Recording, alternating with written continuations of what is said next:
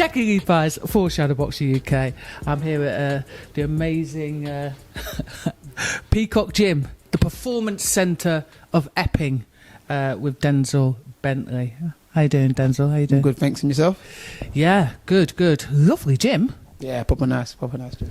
Yeah, this must feel like, I don't know, just a home away from home, just getting into the... Because for the viewers, this is in the middle of nowhere, so that must put you in a completely different mindset now when you're getting ready for fight days. Yeah, no, definitely. The old gym was nice. It was very sociable, but it could also come across as distracting. It could always be like, as you're trying to do something, someone's trying to chat to you or ask you something or whatever, but good for selling tickets. But other than that, it's like, it's a bit distracting. But here, just focus. There's only the fighters in here and the trainers, and you know what I'm saying, like, there's no one here to distract you, but we all get along with each other. We're always having a bit of banter, chatting about, so it's always good vibes in there, and there's always enough people to enjoy the session. Obviously, the owners are proper old school boxing people. Beautiful venue, beautiful gym.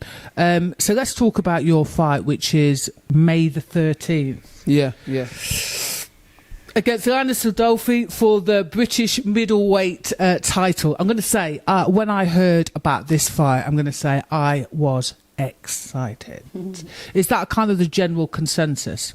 Yeah, a lot of people were excited, especially a lot of people from the small hall circuit, because that's where we both come from, and a lot of them have seen us up close. So a lot of people that have seen both of us fight, like York Hall and stuff, you know, they've been like, oh, these two boys get on a big stage, so it is good for both of us.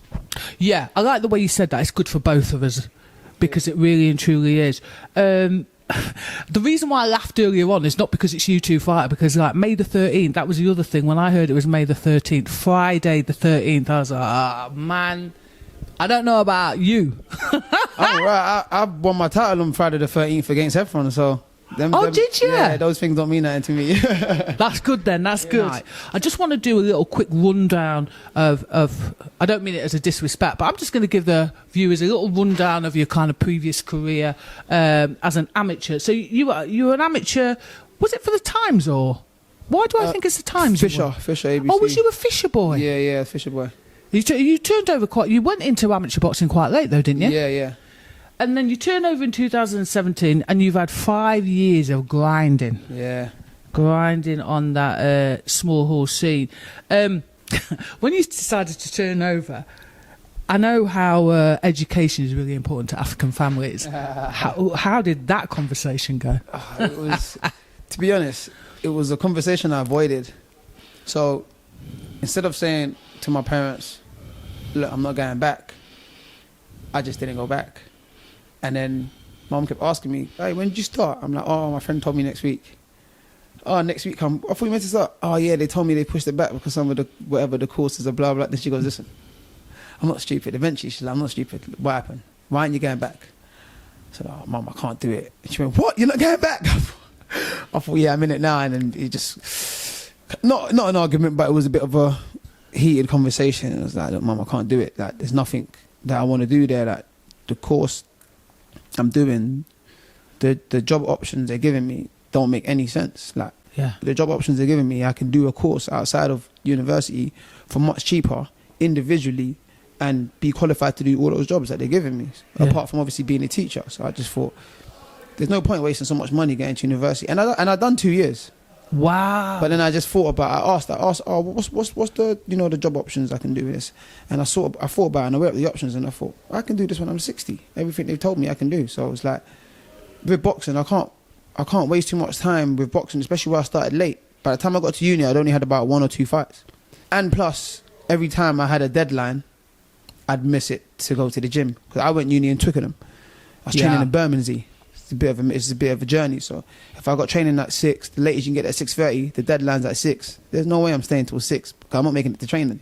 So I'm going to leave early, go out there, and I probably could have balanced it better, but because I was so inexperienced, I just wanted to progress so quickly because I knew what I wanted to do. And I thought, listen, I've got the qualifications and all the accolades I need to go university, so I can go when I'm done with boxing. So it's not something I've fully written off, but you could say I put it on hold. Like, maybe when I'm done with boxing and I want something else to do, I may need the certain qualifications that require university, and I've got the credentials to go there. So then I just go back then. It's not a big deal.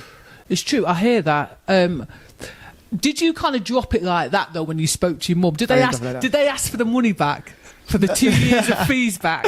No, I didn't drop it like that. Like, they were angry. My dad called me. He lives in Ghana. He called me saying, "Well, what's going on? Like, you just finish this course. You got a year left." And I'm just like, "Dad, there's no point. Like, there's nothing I want to do with this qualification. Like, it makes no sense."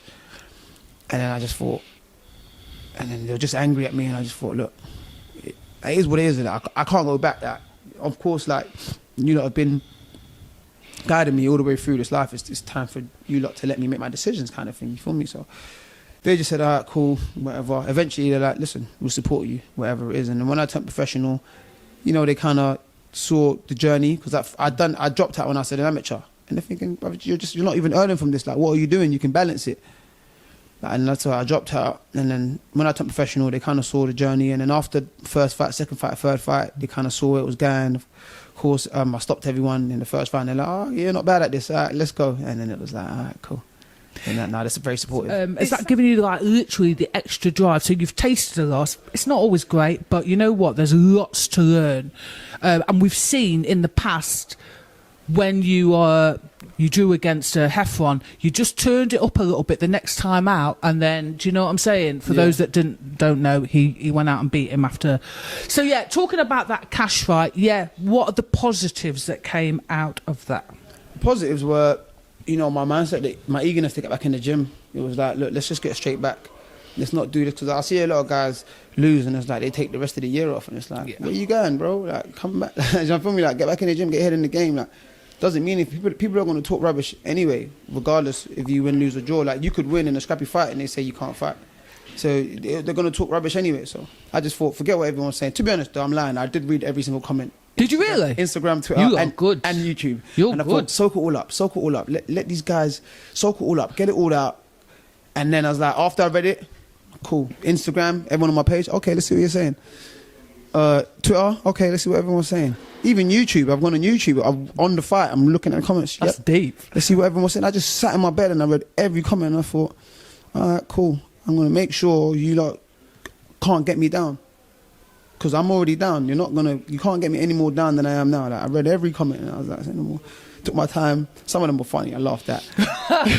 Did you have a little hit list though, like, oh, fuck you? Yeah, you ain't interview. 100%. Go fuck yourself, you. 100%. I don't remember all of them, but the ones I remember, I'm like, okay, say no more. I remember you. Don't come back and try to spin the block. Stay where you are.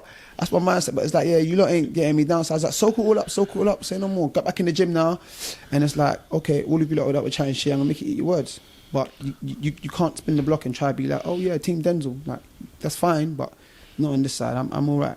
Have you been as bold as to, you know, clear a little space on the shelf?